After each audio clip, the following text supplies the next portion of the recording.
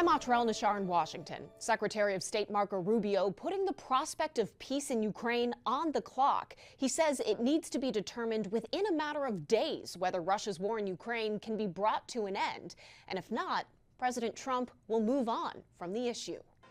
Vice President J.D. Vance and Secretary of State Marco Rubio in different parts of Europe Friday, delivering very different tones on the future of Ukraine. We do feel optimistic that we can hopefully bring this war, this very brutal war, to a close. We want to help, but if it's not going to happen, we need to know now because we have other things we have to deal with. Rubio, fresh off talks with officials from Ukraine, the UK, Germany, and France, clearly running out of patience in seeking an end to Russia's war. He says President Trump is too. We need to figure out here now within a matter of days whether this is doable in the short term, because if it's not, then I think we're just going to move on. The White House is not publicly exerting maximum pressure on Russia to be the one to lay down its weapons and end its invasion of Ukraine.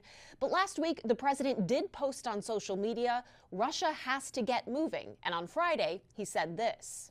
If for some reason one of the two parties makes it very difficult, we're just going to say you're foolish, you're fools, you're horrible people, and we're going to just take a pass. Back in Washington, less than 24 hours earlier, Treasury Secretary Scott Bessent made news that, after an extremely turbulent process, you're gambling with World War III. The administration and Ukrainian President Zelenskyy have tentative plans to sign a mineral sharing deal next week. We went straight to the big deal, and I think it's an 80-page agreement, and that's what will be signed. If it works, the deal could be a first step toward peace because America would have a financial stake in Ukrainian sovereignty and stability. At least that's how NATO partners see it. And if there was a full peace deal, NATO partners plan to step in with military reinforcement to deter future invasion. But if the U.S. walks away from peace talks, that's all up in the air.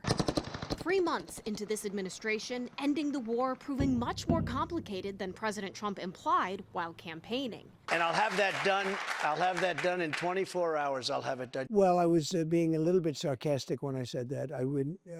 What I really mean is I'd like to get it settled. In Washington, I'm Atrel Nashar reporting.